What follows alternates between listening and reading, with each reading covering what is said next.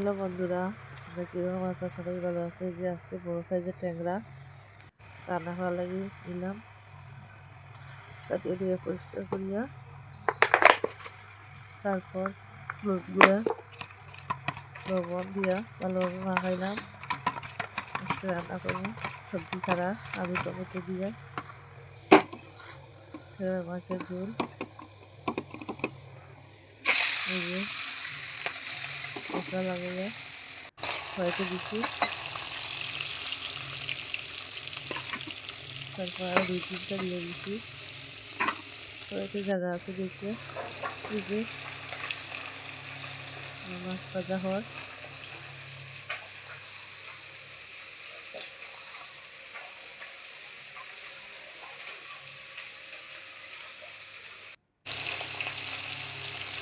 মোটামুটি ভাজা হয়ে গেছে। জয়া দিচ্ছি এক সাইড, এই যে ভাজা হয়ে গেছে। নামাই দিলাম। তারপর পেঁয়াজ রসুন কুচি দিয়ে লাগিয়ে দিচ্ছি। এই যে আলুতে হলুদ গুঁড়া লবণ মাখাইয়া ছেড়ে দিচ্ছি।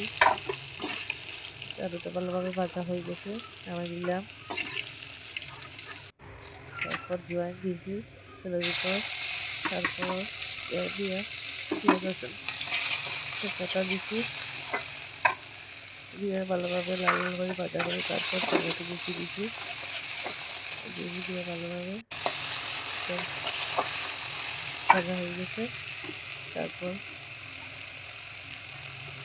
এই যে মরিচের গুঁড়া, ধনিয়ার গুঁড়া,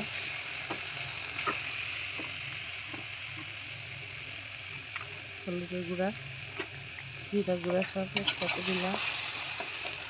আর এক মশলাটা তারপর ভাজা করে আলু দিচ্ছি। নাড়াচাড়া করিয়ে লবণ দিচ্ছি। লবণ দেওয়াটা ভিজে হয়েছে না, দিয়ে জল একটু জল।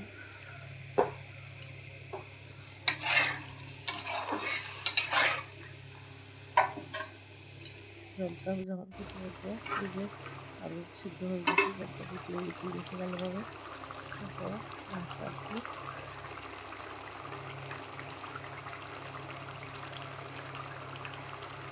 লাগিয়ে কেটে দিয়েছি।